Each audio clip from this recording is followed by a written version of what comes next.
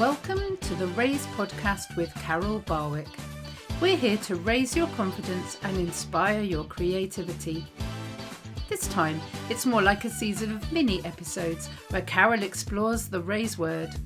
The raise word is a word that will encourage you or empower you and at times inspire you to explore the word a little more for yourself. Each episode is just 10 to 15 minutes with the idea you can have a listen while you drink your cuppa. So grab your favourite drink and let's get started. Well, hello and welcome to A Cuppa with Carol. I'm Carol Barwick. We're going to jump straight in this morning. Our word for this week is win. I wonder what the word win means to you. Are you somebody that likes to win? You know what? I'm not sure I am. Is that strange? I was never very good at sports at school. I think I won trophies for music.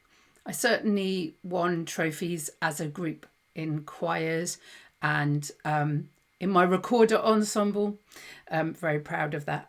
So I know that I won at things, but I don't know how important winning was for me. I'm not sure whether having a trophy or a medal was something that I used to strive for. Having said that, it does remind me that I got a medal for ballet, and that was very special to me. I think I was probably only about 3 or 4, and I remember it so clearly. It was a blue medal in the middle. It had silver ballet shoes on it. It had a silver surround and a purple velvet ribbon. Isn't it interesting? So I started off saying winning doesn't mean anything to me particularly, and yet that medal is something that I can still describe to this day. I wonder if winning is something that's important to you and how it looks to you. Is winning about being first for you? Or is winning simply about doing those little things that you thought you weren't going to get done today? I have to say this podcast today is a win for me, having had a really, really difficult week. I was starting to think I don't know how much I can manage anymore. And yet here I am recording another podcast episode. So I'm thanking God for that.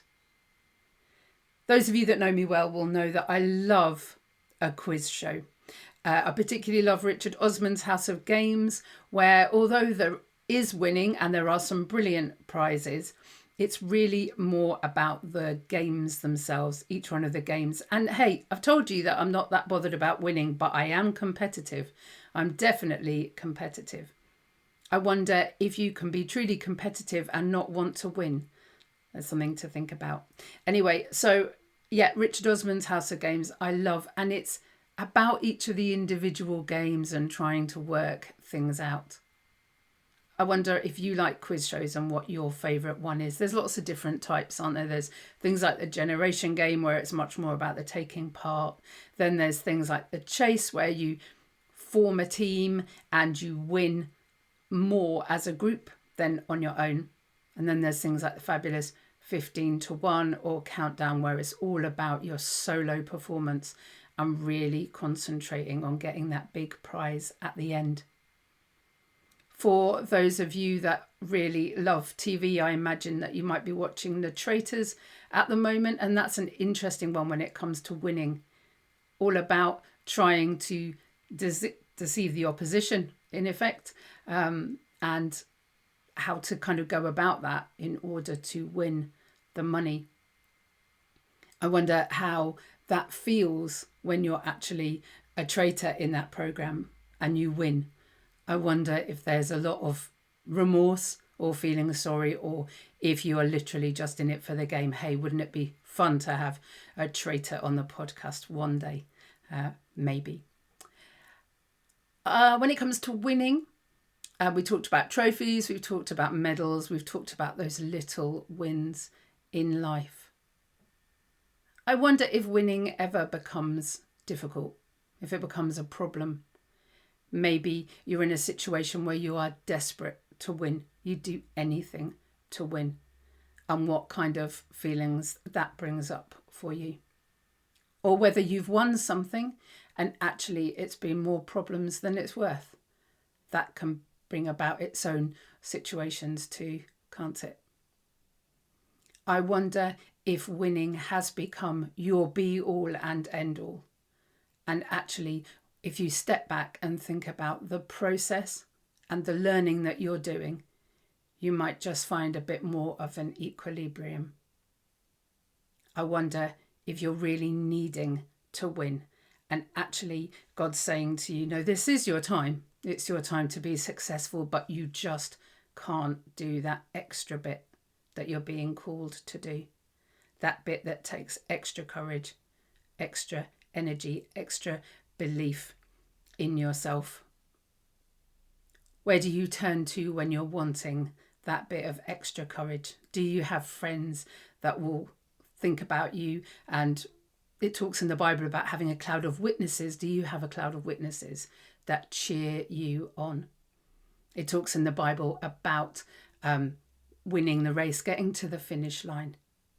I said to you at the top of the podcast that today winning for me has been just about recording this podcast.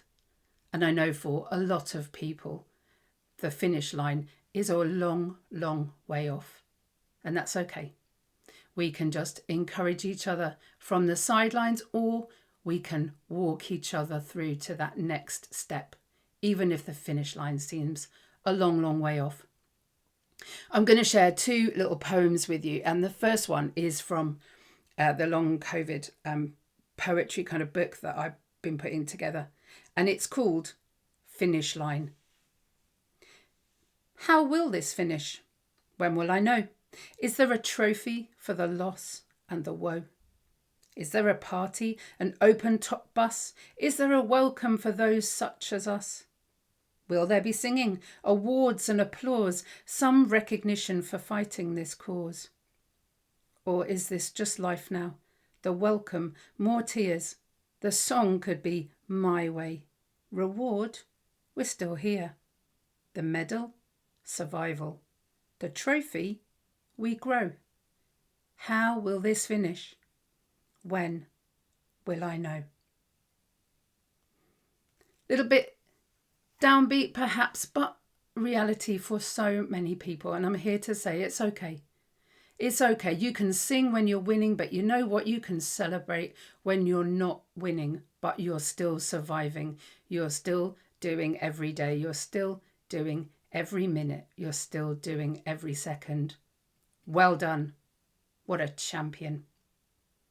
I'm going to finish off with a much more upbeat song, and I'm going to pop it on our Buy Me a Coffee page as well. And for those of you that used to come to the Raise and Shine story time sessions, you'll know it very well.